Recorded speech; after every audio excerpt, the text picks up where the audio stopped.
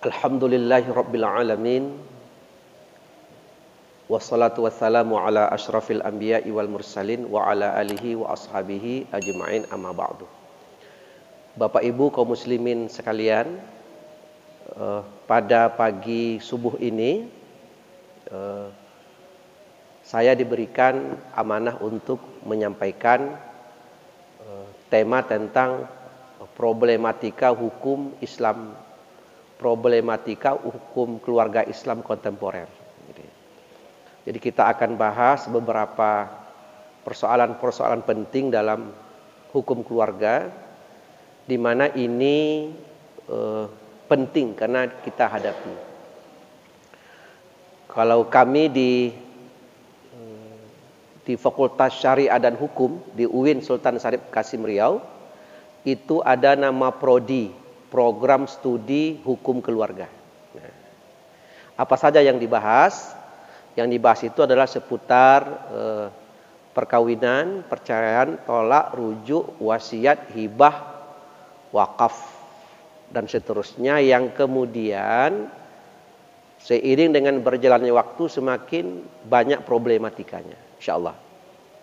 Dan pada pagi ini menjelang masuk waktu sholat suruk, sekitar 1 SKS lah, 50 menit. Ya, atau mungkin lebih kurang 1 jam mata pelajaran lah. Nah, nanti di situ juga buka tanya jawab, tapi tidak ada ujiannya. Nah, tidak ada ujiannya. Apa judul yang kita bahas pada pagi ini? Ya, sebelum kita mulai, kita awali dengan membaca basmalah. Bismillahirrahmanirrahim. Bapak Ibu sekalian, judul pagi ini adalah macam-macam perpindahan harta dari orang tua kepada anak. Itu judulnya, Pak. Jadi macam-macam perpindahan harta dari orang tua kepada anak. Ini perlu kita bahas supaya harta yang kita miliki menjadi harta yang berkah. Apa berkah itu?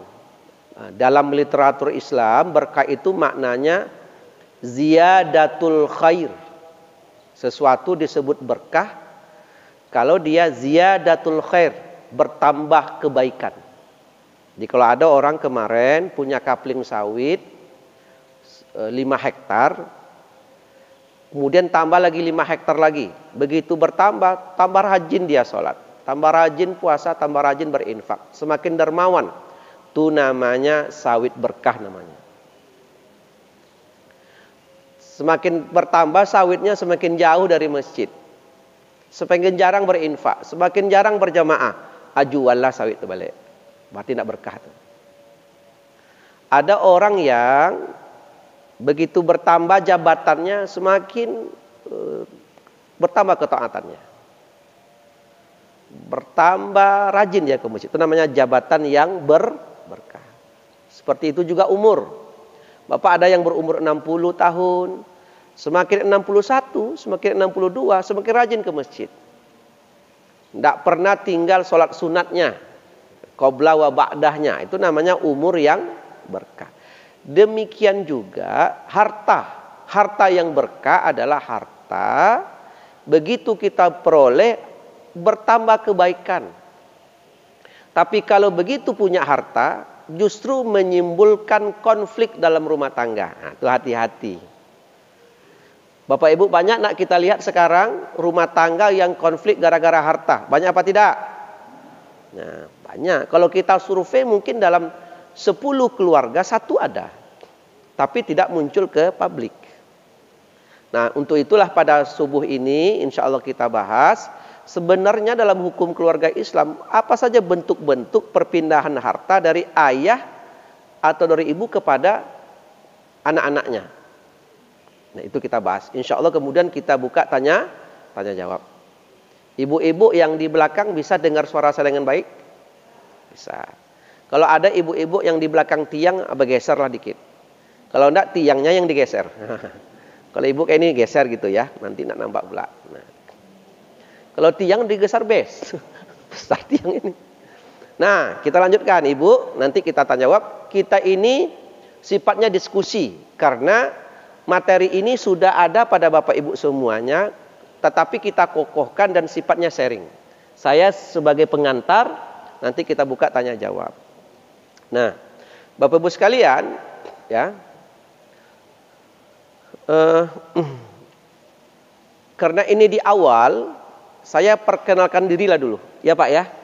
Jadi saya sebenarnya sudah sering ke masjid ini, tapi hadir dalam khatib Jumat dan beberapa kegiatan hari besar keagamaan. Nama saya Erman Gani, kemudian saya sehari-hari di Fakultas Syariah dan Hukum UIN Sultan Syarif Kasim Riau di program studi hukum keluarga, terutama pada penafsiran ayat-ayat hukum tentang keluarga. Nah, Bapak Ibu sekalian, terus apa saja bentuk-bentuk perpindahan harta? Jadi kalau Bapak punya aset, ini semua kita sudah banyak aset nih. Ada aset sedikit atau banyak aset, tapi punya. Nah, aset ini secara otomatis kalau kita wafat dia akan tinggal. Nah, bagaimana sekarang aset yang sudah susah payah dikumpulkan itu adalah bentuk rumah, mungkin ruko, mungkin rumah sewa, mungkin apalagi Pak? Ayo bantu. Sawit, apalagi kebun, apalagi mobil, nah, mobil ya, sepeda motor, emas yang dimiliki oleh ibu-ibu, itu aset. Bagaimana aset ini ketika terjadi perpindahan dia tidak memunculkan konflik. Susah loh Pak, kalau konflik soal harta ini berat dalam pengaruhnya. Adik beradik mau tidak tegur sapa gara-gara itu. Ya, nah. Pertama, model pertama itu ada perpindahan harta dari orang tua kepada anak yang bentuknya hibah. Hibah. Hibah itu adalah pemberian harta kepada putra-putri kita ketika kita masih hidup. Boleh apa tidak? Boleh, silakan. Tapi dengan syarat pemberian hibah itu dilakukan atas dasar unsur keadilan di antara anak-anak. Jangan sampai tidak adil. Kalaulah pembagian harta itu tidak adil, nanti akan memunculkan konflik di internal mereka. Ayah pilih kasih. Kalau si Anu minta cepat, kalau kami lambat. Nah. Paham Bapak Ibu? Jadi mesti adil. Jadi kalau 4 anak, 4-4-nya dikasih secara adil. Apakah kemudian yang laki-laki lebih besar daripada perempuan? Itu konsepnya waris. Kalau hibah belum ada ke sana. Boleh sama rata. Nah, itu adil. Yang kedua, Bapak kalau menghibahkan harta hati-hati. Mengapa begitu Ustadz? Kami banyak dikonsulkan oleh jamaah. Saking sayangnya kepada anak, dihibahkan hartanya hampir habis. Jadi menghibahkan harta, hampir satu anak dapat 250 juta, 200 hampir 1 M. Boleh, silakan. Tapi ingat, harta yang dihibahkan itu tidak bisa diambil kembali. Ketika Bapak menghibahkan harta, tahu kita tak tahu nasib kita ini. Berobat kita, butuh dana yang banyak. Kira-kira mau enggak anak kita tuh harta tuh diambil balik? Mau apa tidak? Tengok pula anaknya Bu. Yakin Ibu tuh? Kalau yakin coba dulu. Hibahkan tuh ambil balik. Apa hukum mengambil harta yang sudah dihibahkan? Tidak boleh. Kecuali izin karena itu sudah perpindahan hak milik. Ada jemaah tanya, Ustadz, ambo dulu pergi haji. Waktu berangkat haji, ambo posankan, iko rumah kau untuk kalian yang adik beradik 3. Rumah sewa kau untuk 1, 2, 3. Pulang haji diambilnya balik. Itu bukan hibah. Itu namanya titip biasa. Yang namanya hibah berpindah hak miliknya dan ada ikrarnya. Itu namanya hibah. pindah atas nama anak-anak. Maka dia boleh dijual oleh dia, boleh disimpan dan seterusnya. Nanti akan kita bahas kalau kita menghibahkan harta kepada anak, yang anak ini sudah berumah tangga. Nanti akan kita bahas satu pertemuan nanti, macam-macam harta yang dimiliki oleh suami istri. Ada namanya harta masing-masing, harta bawaan, ada namanya harta bersama. Nanti perlakuan terhadap 3 model harta ini berbeda. Bapak sebelum menikah ada harta, itu namanya harta bawaan. Yang kedua, bapak ketika akad nikah, harta yang didapatkan dianggap harta bersama. Yang ketiga, ketika akad nikah, istri dapat waris dari ayahnya, itu namanya harta masing-masing namanya. Nah, kalau bapak menghibahkan harta kepada anak, di mana anak itu sudah berumah tangga, itu namanya harta masing-masing. Jika terjadi perceraian, harta hibah ini tidak termasuk yang dibagi. Nanti akan ada penjelasannya satu pertemuan. Kalau di kampus ini sebanyak 2 semester. Seminggu sekali. Berarti 16 kali. Kalau bapak sebulan sekali, kita 6 boleh bulan kali 2. 32 bulan. Berarti sekitar 2 tahun lebih lah. Kok panjang umur kita nih bahas ini. Itu pun hanya 45 menit. Masuk tanya jawab. Nah, tapi insya Allah kita sampaikan secara sederhana. Itu hibah. Jadi hibah, pemberian harta kepada anak ketika kita hidup. Nah, kita hidup. Nah, nanti hibah ini banyak problematikanya. Yang kedua, namanya waris. Jadi perpindahan harta yang pertama namanya hibah. Perpindahan harta yang kedua namanya waris. Apa itu waris? Perpindahan harta dari orang tua kepada anak ketika ayahnya sudah wafat. Dan harus dipastikan wafatnya. Kalau masih di emergensi, di ICU, sepanjang dokter belum menentukan wafat, maka harta tidak boleh dibagi. Nanti akan ada pertemuan tentang seperti apa cara membagi harta waris. Atau kita buat pertemuan apa hukum menunda pembagian waris. Jadi ketika seorang mayit, kita menyebut mayit ya. Ketika seorang mayit wafat, mayit tentu wafat ya. Tapi itu pula ketika mayit itu wafat, maka harta itu masih menjadi milik mayat. Ya, jadi dalam perspektif mazhab Imam Malik, kalau seorang wafat, maka harta itu menjadi milik mayat. Sampai diselesaikan 2 hal. Dan ini adalah aturan dalam hukum Islam. Jadi rupanya Pak, membagi harta itu tidak boleh kita berkreasi. Ternyata Allah yang tukang bagi harta. Jangan main-main loh Pak. Yang tukang bagi harta Bapak itu Allah. Karena dalam Al-Quranul Karim, di awal-awal surah An-Nisa itu rinci soal pembagian harta. Tidak ada satupun ayat yang berbicara rinci kecuali ayat tentang waris. Ada dapat setengah, dapat 1/3, dapat 2/3. Kalau ibu punya anak perempuan semuanya. Ada 3 anak perempuan semuanya. Kalau anak ibu perempuan semuanya, maka saudara laki-laki ibu, nah ini kalau yang wafat itu ibu. Jadi kita ngukurannya ibu wafat. Kalau yang wafat ini tidak punya anak perempuan, maaf, kalau yang wafat ini punya anak, tapi perempuan, tunggal 1 orang aja. Ada enggak orang punya anak tunggal perempuan 1? Ada. Maka siapa ahli warisnya? Anak tadi mendapat setengah dari harta. Jadi kalau hartanya 1 M, 500 juta untuk anak perempuan. Tetapi saudara kandung dari mayit itu mendapatkan waris.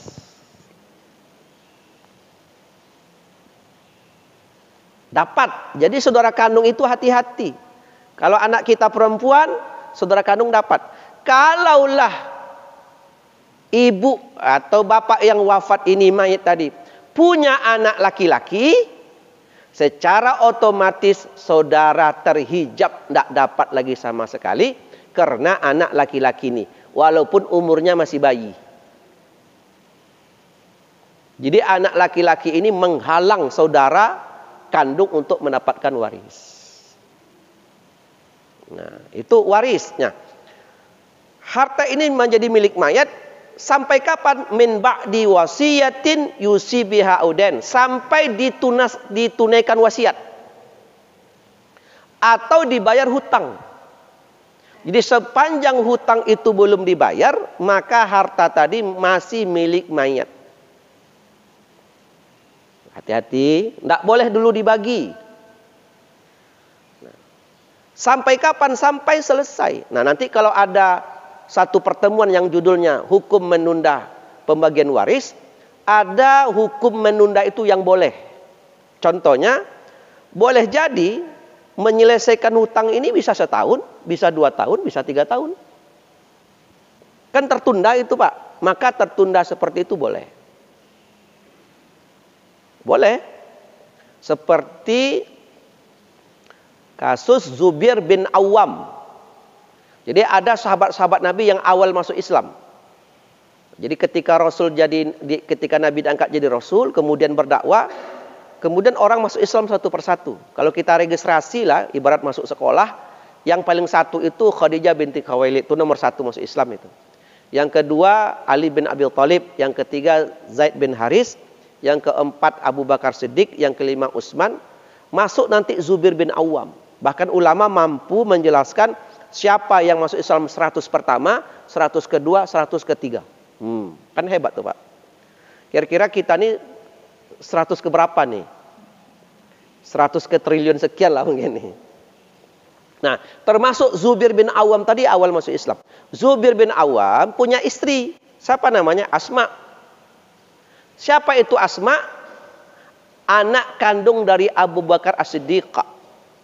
Asma punya adik namanya Aisyah. Aisyah ini menikah dengan Nabi Muhammad SAW. Kalau begitu apa hubungan Nabi dengan Zubair bin Awam? Mboyan namanya itu, Pak. Mboyan namanya itu, enggak? Nah, Zubair dengan Asma. Jadi Asma ini hamil. Kan kalau kita bicara Isra Mi'raj, maaf. Kalau kita bicara hijrah, kan orang yang mensuplai makanan dari Mekah ke Gua Sur itu namanya kan Asma.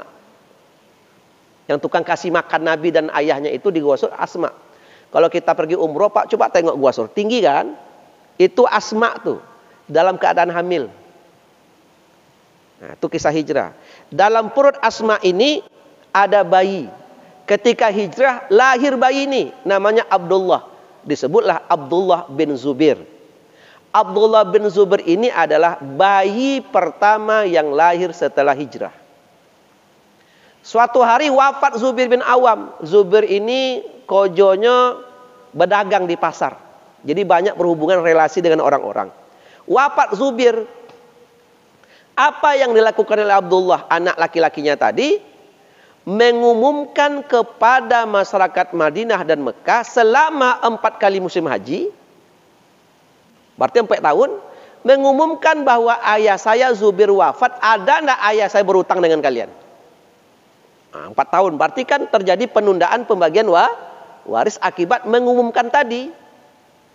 Kalau kita sekarang lewat Facebook, WA, Instagram, pokoknya dikasih tahulah. Kalau udah selesai barulah dibayar. Barulah terjadi pembagian waris. Nanti ada tahapannya. Tapi hari ini kita masih pengantar. Jadi perpindahan harta itu dengan cara waris, tapi syaratnya ketika kita sudah wafat. Jadi kalau tadi perpindahan harta kepada anak ketika kita hidup namanya hibah. Yang kedua perpindahan harta kepada anak ketika kita sudah wafat namanya waris. Jadi kalau ada anak bertanya kepada kita, ya, bilo kami dapat waris. Hingga anak kurang ajar.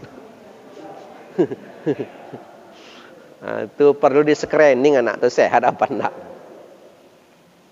Nanti akan ada pembahasan syarat-syarat orang saling waris mewarisi.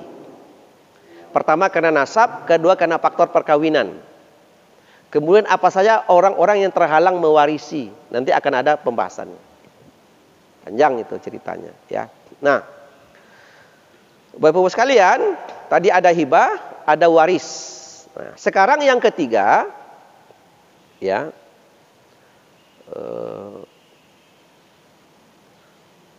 Ada perpindahan harta diucapkan ketika kita hidup, tapi dilaksanakan ketika kita wafat. Namanya wasiat. Nah, jadi diucapkan ketika kita hidup, kemudian dilaksanakan ketika kita sudah wafat. Namanya wasiat. Nah, jadi wasiat itu adalah orang tua yang menyampaikan sesuatu kepada putra-putrinya tentang satu pesan yang itu berlaku ketika orang tuanya sudah wafat. Bolehkah itu dilakukan? Boleh. Tapi syaratnya bapak-bapak, ibu-ibu, berwasiat itu tidak boleh bertentangan dengan syariat Islam. Wasiat itu ada ketentuannya. Ustadz, ya, apakah semerta-merta wasiat orang tua wajib dilaksanakan? Tunggu dulu. Tidak. Nah, sekarang saya tanya Bapak Ibu. Orang tuanya wafat di Malaysia. Berwasiat, kalau mati ayah nak, kuburkan ayah di Pekanbaru. Dilaksanakan apa tidak? Ayo.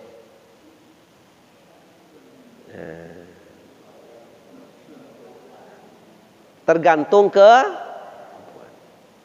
sekarang ada kemampuan. Duit ada, tidak corona. Dilaksanakan apa tidak? Itu hukumnya mubah. Boleh dilaksanakan, boleh tidak. Kenapa Ustadz? Karena menguburkan orang dimanapun hukumnya sama. Tanah Malaysia dengan tanah Indonesia sama. Itu juga malaikatnya. Entah kalau alasannya malaikat Pekanbaru agak bisa berunding dikit, pindahkanlah. Jadi nanti wasiat ini memang harus. Contoh begini. Apa syarat wasiat? Sedikit kita bicara wasiat. Sebenarnya wasiat ini satu pertemuan ini. Nah, kita bicara wasiat sebentar untuk membuka betapa pentingnya hukum keluarga Islam. Contoh begini. Ayahnya berwasiat, nak, kalau mati ayah besok, maka ambil harta ayah ini 60 juta, kemudian ambil harta ayah ini 30 juta, nanti serahkan ke masjid. Kenapa masjid? Ya, karena ayah tengok masjid itu ada membeli tanah untuk membangun MDA. Yalah ya. Nah, wasiat itu asal katanya waso,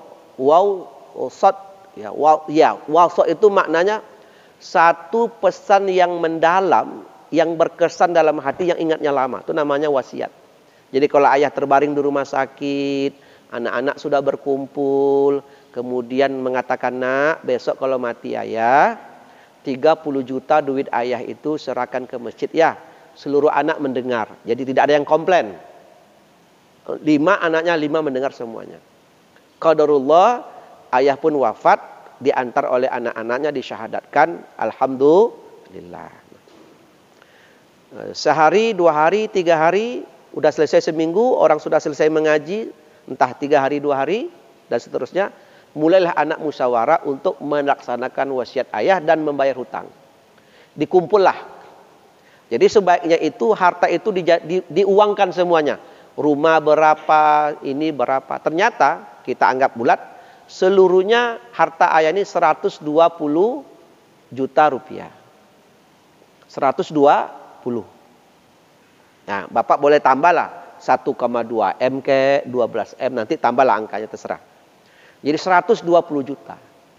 Ketika dilakukan pengumuman, Bapak Ibu sekalian, adakah Bapak Ibu berhutang dengan ayah saya atau ada hutang piutang? Datang orang menagih hutang. Dan ayah almarhum lupa mengasih tahu. Datang orang ke rumah, dibawanya kwitansi, dibawanya surat perjanjian, ada notaris, sah. Tidak ada lagi bisa mengelak, memang sah. Bisa tidak seperti itu, Pak? Bisa. Berapa hutang ayahnya? 60 juta rupiah. Ya hampir separuh harta hutang. Yalah.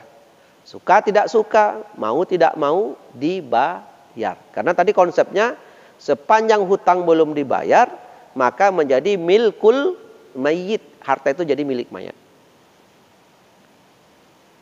Nah, terus ini cerita wasiat ini. Berapa tadi wasiatnya?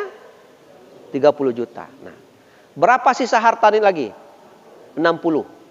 Nah, begitu sisa harta 60 juta, diserahkan wasiat 30. 60 juta dikeluarkan 30. 30 juta itu berapa persen itu? 50%, setengah dari harta. Jadi setengah dari harta itu wasiat. Bapak Ibu, berlaku hukum dan ini wajib ditaati. Wasiat tidak boleh lebih dari sepertiga harta. Tidak boleh. Jadi jangan pula bapak-bapak mentang-mentang lagi taat, lagi segala macam, wasiat semua. Tidak boleh. Hanya boleh maksimal sepertiga harta. Ittifaq, sepakat para ulama. Sekarang kalau 60 juta rupiah, berarti yang bisa diwasiatkan berapa? 20 juta rupiah. Kelebihan berapa juta? 10. Maka wasiat bapak tadi diturunkan dari 30 menjadi 20. Coba Pak, kita yang mencari harta, tidak bisa apa kata kita aja harta itu ternyata. Paham? Pokok paham tak paham lah. Itulah penjelasan. Ustadz, ya boleh tidak Ustadz? Tetap kami bayar wasiat ayah kami 30 juta. Boleh. Dengan catatan yang 10 juta tadi, yang berlebih itu diminta keikhlasan dari ahli waris.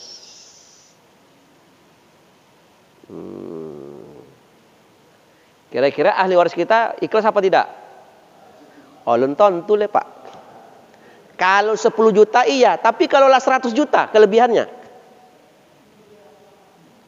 Wasiat bapak tuh kelebihan 200 juta. Tahu dia pengajian ini.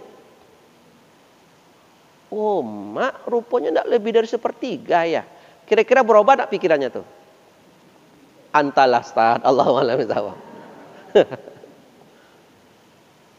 Kita tidak bisa membaca hati anak. Contoh begini.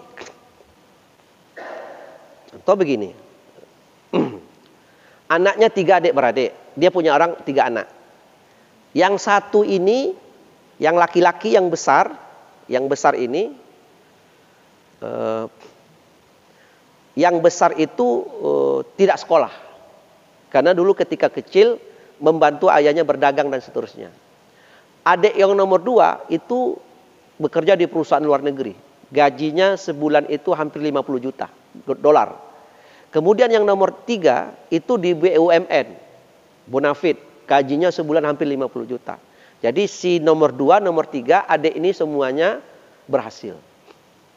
Nah, ayahnya ini jual tanah. Begitu jual tanah, banyak duitnya sekitar 600 juta. Berkeinginan 100 juta, 100 juta, 100 juta diserahkan ke anak. Tapi ayahnya berpikir, karena anak nomor 2, nomor 3 ini hidupnya sudah senang, sudah banyak penghasilan, dan yang kakak paling besar itu tidak ada rumah sama sekali. Maka dihitunglah. Yang dihibahkan 300, maka untuk si adik yang sukses yang kecil dikasih 50, yang di atas itu dikasih 50, yang si abang dikasih 200. Karena hidupnya susah. Datanglah ayah ke rumah anaknya ini. Nak, ini yang sukses ini, nah ini 50 juta. 50 juta ya. Abang dapat berapa ya? abang karena seharusnya kalian ayah kasih itu 100. Tapi karena abang kalian hidupnya susah, ini ayah kasih abang kalian 200 juta. Kalian 50. Ya kok sedikit punya kami, abang kok banyak. Biarlah nak, abang kalian kan susah hidupnya, kalian kan sudah senang. Apa kata anak yang senang hidupnya nih? Ya, kalau hidup kami ini senang karena usaha kami. Pemberian ayah tuh beda pula tuh ya katanya.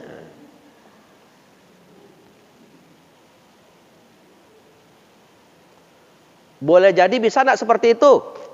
Boleh jadi. Kalau dapat anak seperti itu tuh dalam luka di ayahnya itu.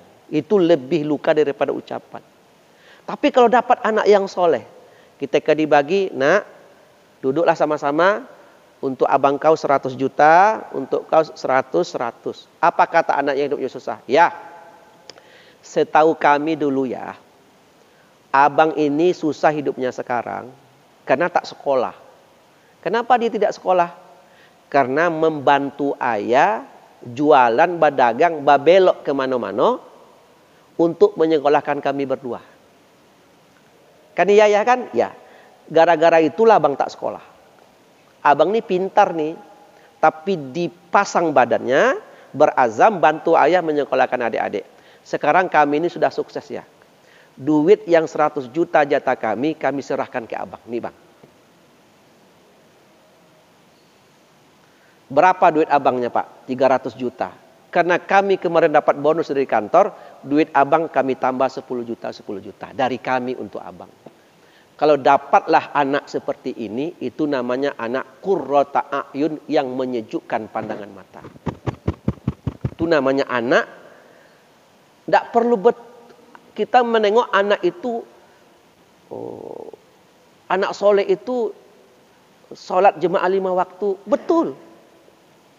Rajin sholat, rajin puasa, bagus memang seperti itu. Tapi untuk sikap-sikap dalam rumah tangga itu dibutuhkan juga kesolehan. Jadi kalau dia sholat 5 waktu tapi tidak terbentuk akhlaknya, ketika bagi harta dia pula yang paling parah. Bingung ayah, anakku rajin semayang, tapi tidak nampak dalam kehidupan hari-hari. Jadi anak seperti itu yang qurrata a'yun, yang menyejukkan pandangan. Mudah-mudahan anak kita semuanya seperti itu. Amin. Amin ya rabbal alamin. Nah, itu kasus. Jadi kita tidak bisa menengok anak kita ini seperti apa bentuknya. Nah, kembali kita ke wasiat tadi. Apa tadi temanya? Wasiat itu tidak semerta-merta bisa dilaksanakan. Contohnya tadi, hartanya beri sepertiga harta. Paham Pak ya? Kan itu kan contoh wasiat itu. Jadi kalau Bapak Ibu ingin berwasiat, tidak boleh bertentangan dengan Islam. Apa contoh kedua? Contoh kedua adalah, besok kalau ayah mati nak, ayah punya adik laki-laki. Kalian tahu kan, adik ayah yang punya laki-laki, paman kalian tuh, dia itu memiliki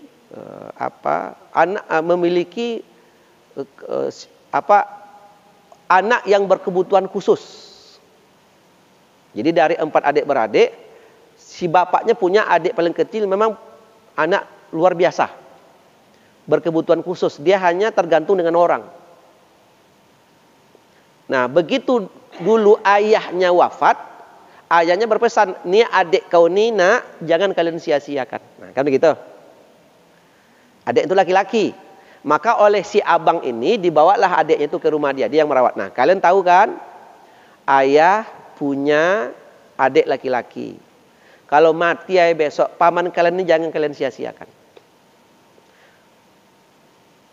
Maka ayah berwasiat, 100 juta dari harta ayah ini kalian serahkan ke paman kalian nanti kalau ayah wafat. Qadarullah sebulan, 2 bulan, 3 bulan, setahun wafat ayahnya. Ayah tadi berwasiat berapa? 100 juta. Nah, Bapak Ibu sekalian, ternyata bapak ini anaknya perempuan semuanya. Anaknya perempuan. Karena anaknya ini perempuan semua, seperti kita jelaskan tadi, kalau anaknya perempuan, maka saudara kandung dari mayat itu mendapatkan bagian, jadi ahli waris dia. menjadi ahli, ada bahagian dari saudara kandung di situ.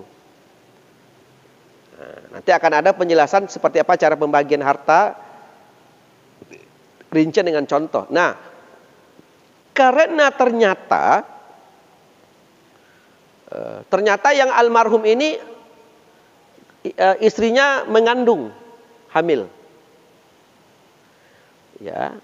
Begitu melahirkan ternyata perempuan juga. Nah, karena yang lahir ini juga perempuan, maka saudara kandung adik ayah yang disabilitas tadi itu termasuk ahli waris, ada jatah khusus. Oleh karena itu wasiat tadi batal. Yang 100 juta batal. Kenapa Pak Ustaz? Karena tidak boleh memberikan wasiat kepada orang yang bakal jadi ahli waris. Tetapi kalau yang lahir, istrinya hamil, yang lahir ternyata laki-laki. Kalau laki-laki yang lahir, otomatis anak laki-laki kandung menghalangi saudara kandung mendapatkan ahli waris. Maka oleh karena itu, wasiat 100 juta jadi diberikan. Paham kira Bapak Ibu? Nah, itulah pembahasannya. Nah, masih ada waktu kita sekitar 15 menit sebelum waktu suruk, dan setelah suruk nanti kita buka tanya jawab sebelum saya menambah materinya. Dipersilakan kalau memang ada. Ya, silakan, Pak.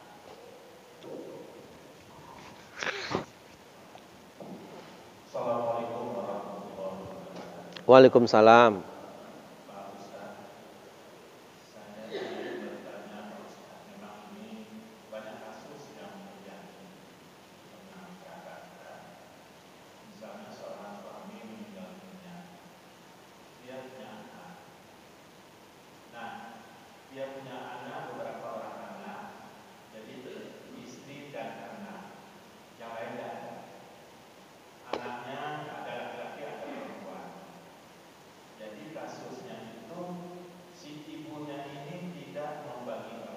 Sudah sekian tahun berlalu. Apa hukumnya? Nah, sejalan dengan itu. Maaf, yang istri tadi sudah menikah lagi? Akan menikah. Ah, situ beratnya nanti. Ya. Jadi yang satu lagi bersejalan dengan itu, Pak Ustaz. Ada satu kasus itu di tengah-tengah masyarakat kita. Ketika membagi warisan, memang sesuai dengan hukum Islam. Cuma ada yang kurang sesuai. Misalnya harta tadi keseluruhannya terkumpul seperti kata Pak Ustaz tadi 120 juta.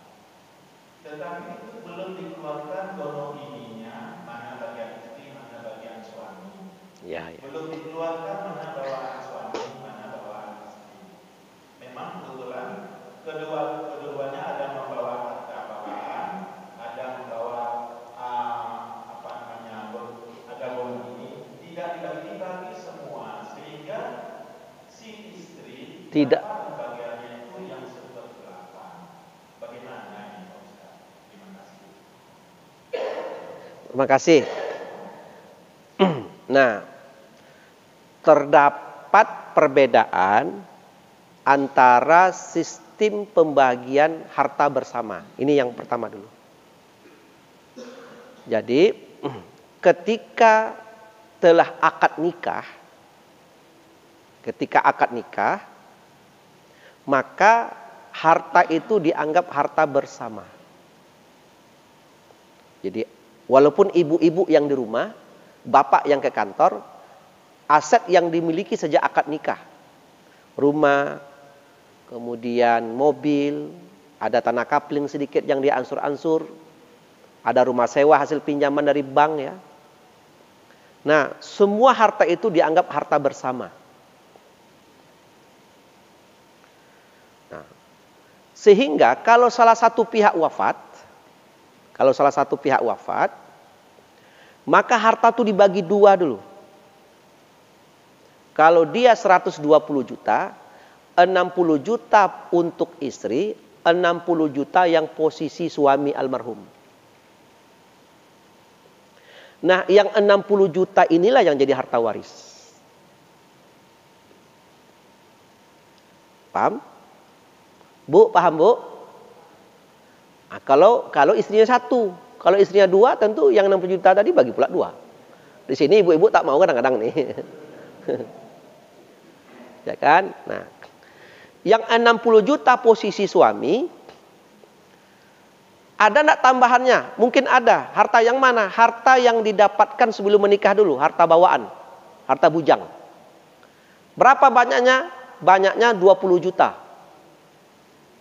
Yang 20 juta yang bawaan itu tak dibagi dua, Pak, karena didapatkan sebelum menikah dengan ibu. Tapi masuk kelompok waris. Jadi 60 juta tambah 20 berapa? 80. Ternyata ketika menikah dengan ibu ini, sang suami dapat warisan dari orang tuanya. Berapa banyaknya? 40 juta.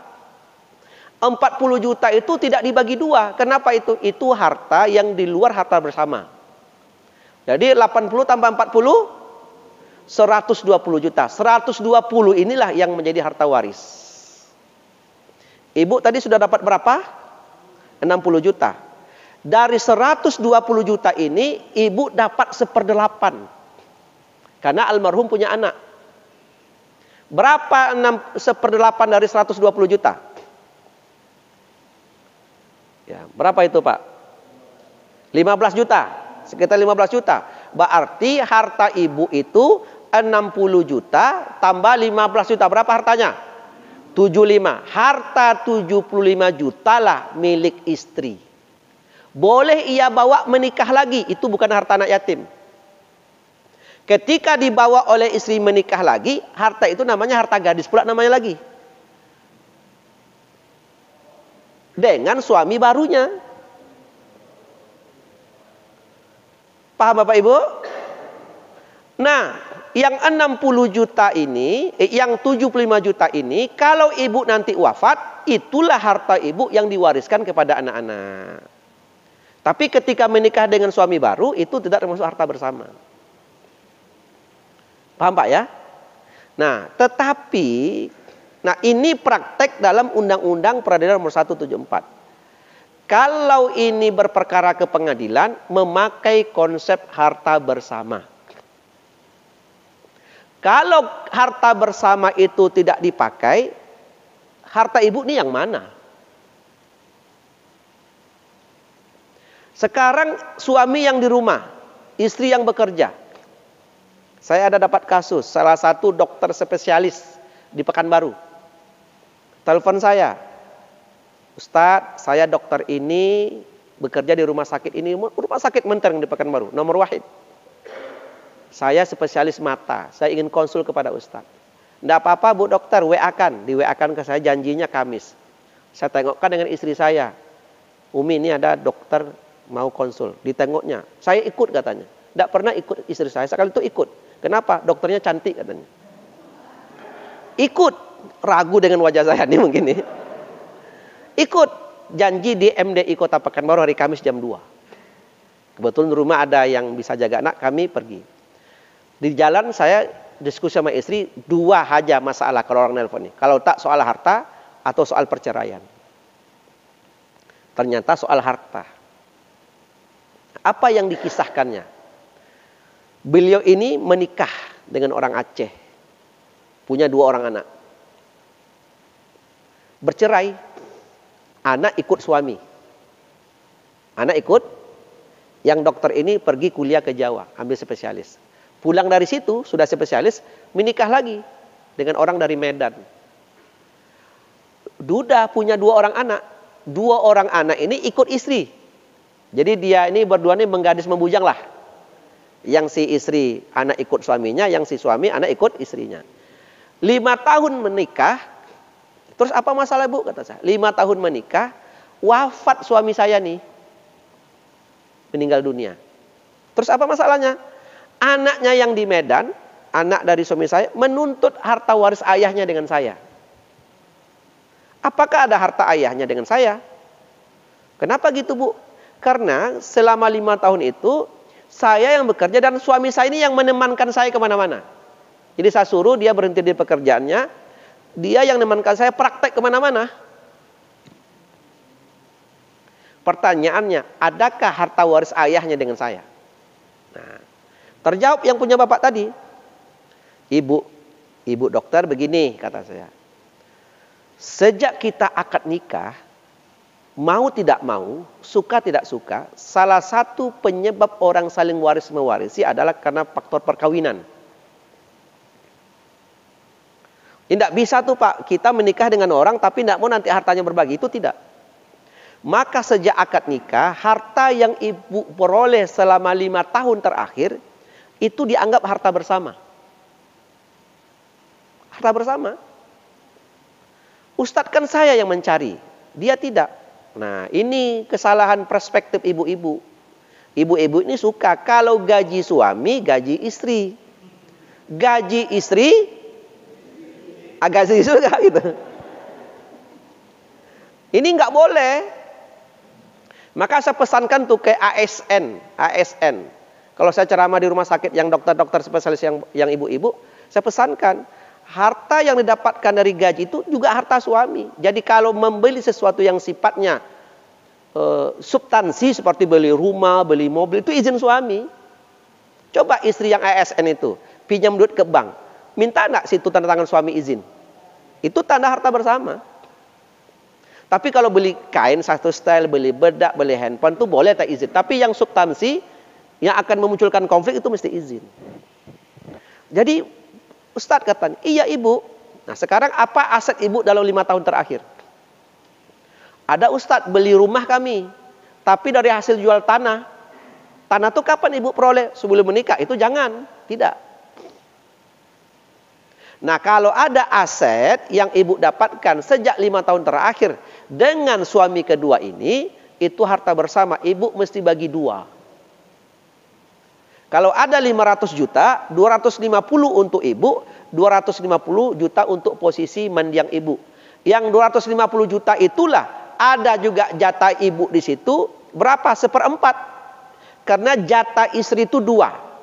Pertama dapat 1/8 dari harta bila mayit tidak punya anak. Mendapatkan 1/4 bila mayit punya anak. Sekarang mayit punya anak apa tidak? Punya, walaupun tidak dari dirinya.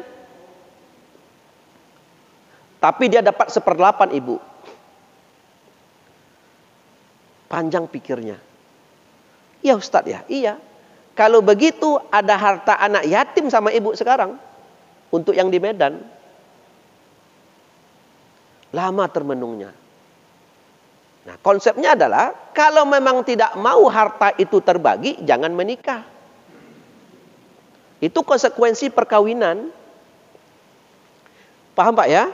Jadi mesti didudukkan dulu. Harta yang mana yang mesti dibagi.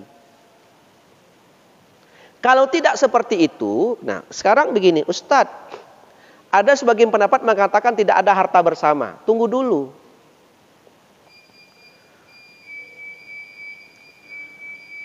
Tanah 2 hektar yang sekarang harganya 2 M itu, kapan didapatkan? Jadi kalau memang seorang istri tidak punya harta, kapan didapatkan? Itu didapatkan dulu suami istri sama-sama berkebun ya Pak. Sama-sama ke hutan, sama-sama mengolah. Ada enggak orang suami istri seperti itu? Terus harta itu yang 2 hektar itu ya harta bersama. Ada orang menggale punya ruko sembako di tepi jalan HR Seberantas. Tapi mereka kan bekerja sama berdua, ya apa enggak? Kalau enggak bininya yang menjago lakinya, kalau enggak lakinya bininya. Terus ruko itu milik siapa? Milik suami? Tidak. Itu namanya harta yang berkongsi antara suami istri, maka dipakailah konsep harta bersama. Paham Pak?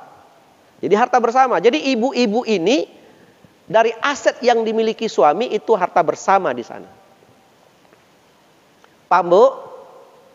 Paham Bu? Entah yo tanda kan paham nih. Walaupun harta itu atas nama siapa terserah. Contoh begini, ada istri. Nah, kadang-kadang ibu-ibu ini keras juga nih. Beli mobil baru, menengok orang pakai Pajero Sport baru nak beli mobil pula. Ya, juallah mobil yang lama ini 150 jadikan DP. Oke. Kita bukan membahas soal membelinya, ribanya itu nanti. Nah, ibu ini berkeras. Pokok nih mobil ini atas nama dia. Enggak atas nama abang. Pokoknya Athena Modern bang. Atas nama abangnya lah. Enggak. Kalau Athena mau abang nanti mudah bayar pajaknya. Enggak. Suami ini karena memang sayang istri. Yalah. Buatlah atas nama Haja. Nah, Haja panggalnya nih. Si Anu. Dah lah. Sebulan, 2 bulan, 3 bulan. Wafat suaminya nih. Sebulan 5 juta ansurannya. Lunas enggak ansuran ini? Lunas apa tidak? Tetap mengansur apa tidak? Tetap. Kenapa? BPKB atas sama ibu.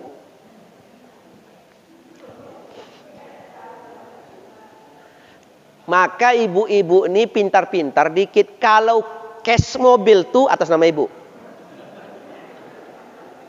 Kalau kredit biar atas nama bapak-bapaknya.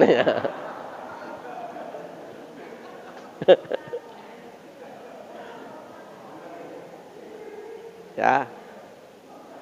Wallahu a'lam bishawab ya. Kira-kira itu penjelasannya Pak ya. Silakan kalau ada yang lain. Ini ya, ini ada 2. Kita kuncilah biarlah 2 dulu. Ya, silakan. Ibu-ibu ada pertanyaan? Ibu-ibu belum ya? Belum.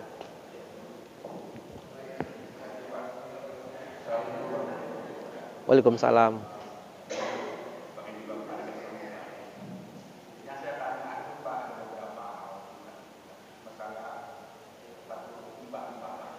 Hibah.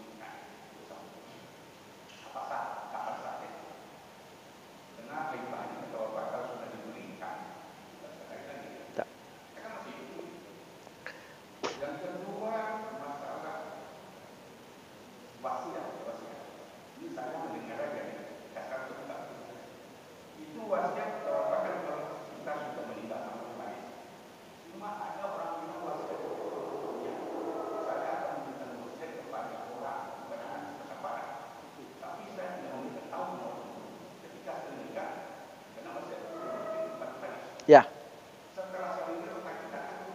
Wasiatnya disimpan dulu.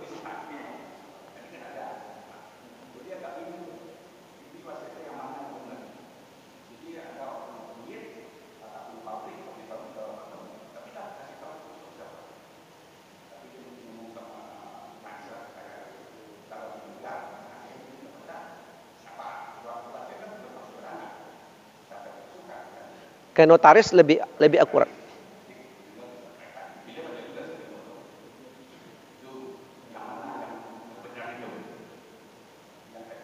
Cukup Pak, cukup 2 saja dulu. Nah, coba sama panjang. Nih silakan Bapak nih, Bapak terakhir. Saya jadi moderator sekaligus nih. Waalaikumsalam.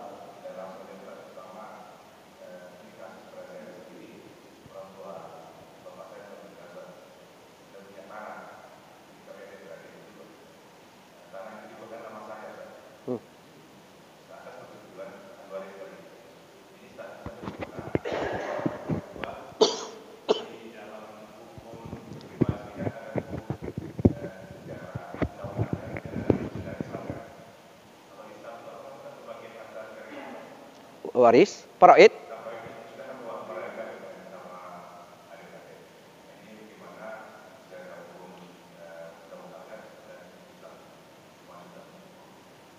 Terima kasih Bapak-bapak.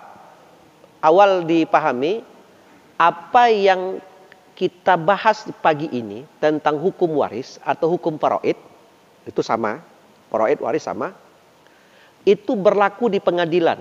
Jadi satu kebanggaan kita orang Islam adalah pembahagian waris di pengadilan itu berdasarkan fikih Islam. Jadi kok dikonsulkan secara personal kepada seorang ustadz atau berperkara dia ke pengadilan, hukum pembagiannya akan sama. Tidak ada beda. Jadi jangan nanti Bapak membedakan antara ini dengan undang-undang formal kita. Yang berlaku di Indonesia fikih Islam. Paham Bapak Ibu ya? Jadi itu kebanggaan kita. Jadi pengadilan agama memiliki kompetensi absolut. Apa itu? Kewenangan mengadili materi perkara, di antaranya tentang waris. Tapi kalau dapat, bedanya konsul kepada seorang ahli agama sifatnya tidak mengikat, tidak wajib dipatuhi, sifatnya fatwa biasa saja. Tapi kalau pergi ke pengadilan sifatnya sudah mengikat dan wajib dipatuhi berdasarkan hukum. Dia mesti dieksekusi. Nah, hibah. Bapak Ibu, nah hibah itu kan maksudnya kan memindahkan harta tanggal haknya dari kita. Kalau mendengar dari cerita bapak kita tadi, itu belum hibah namanya. Karena hibah itu nanti diikutkan dengan administrasinya. Atau kalau harta itu liquid dalam bentuk tanah, diikuti nanti dengan surat perjanjian dan pernyataannya. Umpamanya tanah itu kena letter C umpamanya, pemecahnya di BPN akan lama, maka dibuat surat pernyataan. Jadi tertulis nyata dan masing-masing pihak mengetahui itu telah dihibahkan. Itu namanya menanggung, belum hibah lagi namanya. Karena nanti kalau sudah hibah, penerima hibah anak itu memiliki kesempurnaan di depan hukum untuk menjualnya, menggadainya, ya kan? Kalau tadi kan belum bisa, Pak. Belum bisa dijualnya karena masih atas nama Bapak. Itu hibah. Itu namanya masih pesan-pesan biasa. Wasiat. Bapak Ibu, nah sekarang karena semuanya serba administrasi, serba tertulis, maka wasiat yang sifatnya akan menimbulkan konflik itu sebaiknya diketahui negara. Bapak mewasiatkan harta 1 M. Dari harta Bapak seluruhnya 20 M. Tapi Bapak pesankan kepada orang pribadi dengan lisan saja. Kira-kira ahli waris percaya apa tidak? Dan itu wasiat untuk orang yang rasa-rasa di luar masuk akal. Apa itu? Wasiat untuk kampung halaman gitu.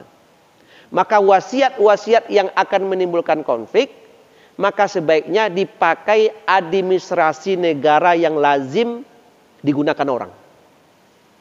Seperti ke notaris. Apakah wasiat boleh diketahui oleh ahli waris, oleh anak-anak, atau tidak diketahui tidak ada masalah. Berlaku dia. Dengan catatan, wasiat tadi tidak bertentangan dengan ketentuan yang lebih umum. Di antaranya tidak boleh lebih sepertiga harta, dan tidak boleh berwasiat kepada orang yang bakal jadi ahli waris. Nah sebaiknya diterang benderangkan. Ahli waris mengetahui dikokohkan oleh notaris. Jadi tidak ada hal-hal yang tersembunyi ketika wasiat itu terjadi. Boleh juga ada motivasi. Orang mewasiatkan disembunyikan, Pak. Nak dikasih tahu dulu. Gunanya apa? Kalau ketahui oleh anak-anak dari sekarang nanti ribut anak-anak nih. Nah, boleh jadi dia. Sehingga wasiatnya dibuat tersembunyi di notaris dengan catatan akan berlaku jika tidak bertentangan dengan ketentuan-ketentuan hukum yang lebih umum daripadanya. Ya, Pak ya. Jadi Bapak kita tadi waris faraid sama. Boleh jadi almarhum ayah itu dulu membuat atas nama anak supaya mengamankan aset tanah, boleh jadi. Tetapi dengan catatan, meskipun atas nama salah satu anak tanah tadi, bukan otomatis itu milik anak tadi.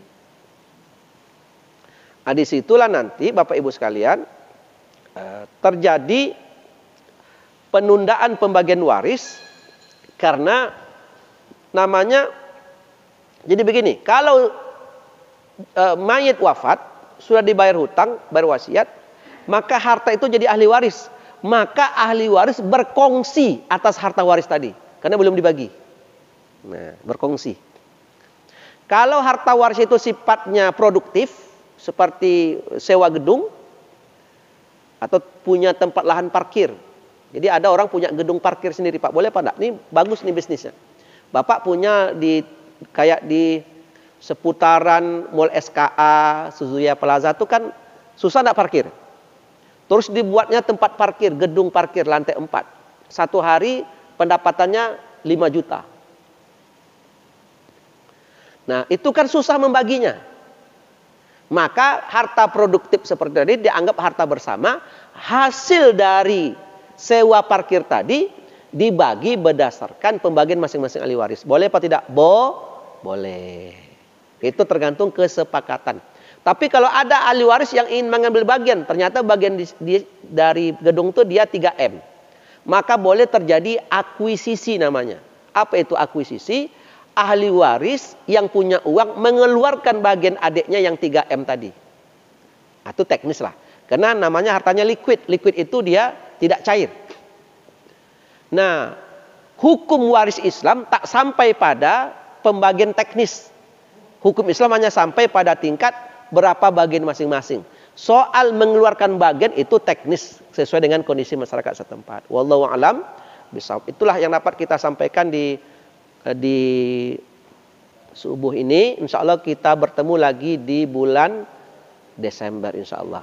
Dan nanti akan kita buat pembagian. Jadi nanti Bapak di rumah tolonglah Bapak hitung harta Bapak tuh semuanya nanti ya. Hitung harta, hitung istri, hitung anak, nanti kita bagi harta tuh. Kita buat simulasinya. Ini serius nih. Tapi kalau ada yang ingin bakal menikah lagi, tunggu dulu, jangan hitung dulu nanti. Bila taufik cukup. Nah, kesimpulan. Boleh mencari harta sebanyak mungkin. Tapi ingat, kelak harta itu akan membebani kita untuk menyelesaikannya. Iya apa tidak, Pak? Hati-hati. Maka jadilah harta itu harta yang berkah. Dengan harta itu bertambah kebaikan. Baik buat diri kita sendiri, termasuk juga buat anak-anak kita. Wallahu a'lam bishawab. Wassalamualaikum warahmatullahi wabarakatuh. Doa bersama. Bihaqil Fatihah. A'udzubillahi minasyaitonirrajim. Bismillahirrahmanirrahim. Alhamdulillahirabbil alamin arrahmanir rahim maliki yaumiddin. Iyyaka na'budu wa iyyaka nasta'in shiratal mustaqim shiratal ladzina an'amta 'alaihim ghairil maghdubi 'alaihim waladdallin. Allahumma shalli wa sallim ala sayyidina Muhammadin wa ala alihi wa ashabihi ajma'in. Allahumma ighfir lana dzunubana wa liwalidaina. Ya Allah, ampuni dosa-dosa kami ya Allah. Ampuni dosa-dosa ayah ibu kami ya Allah. Bila ayah ibu kami telah meninggal dunia, lapangkan kuburnya ya Rahman. Jadikan kubur ayah ibu kami raudhah min riyadil jannah, taman di antara taman sorga. Ya Allah, bila ayah ibu kami masih hidup ya Allah, panjangkan umurnya ya Rahman. Jadikan sisa-sisa umur mereka umur yang senantiasa beribadah dan taat kepadamu ya Arhamar Rahimin. Ya Allah, ampuni dosa-dosa pasangan hidup kami. Ampuni dosa-dosa anak cucu keturunan kami. Ampuni dosa-dosa para guru-guru kami, para pemimpin kami. Ampuni dosa-dosa orang-orang yang pernah berjasa kepada kami. Ya Rahman ya Rahim, di subuh yang berkah ini kami berkumpul di masjid-Mu, di rumah-Mu yang penuh berkah. Ya Allah, anugerahkanlah keberkahan-Mu kepada kami. Anugerahkan pula keberkahan-Mu kepada ayah ibu kami. Anugerahkan keberkahan-Mu kepada pasangan hidup kami. Anugerahkan keberkahan-Mu kepada anak cucu keturunan kami.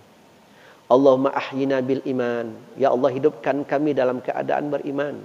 Wa amitna bil iman. Matikan kami kelak dalam keadaan beriman. Wahsurna bil iman. Bangkitkan kami di padang mahsyar dalam keadaan beriman.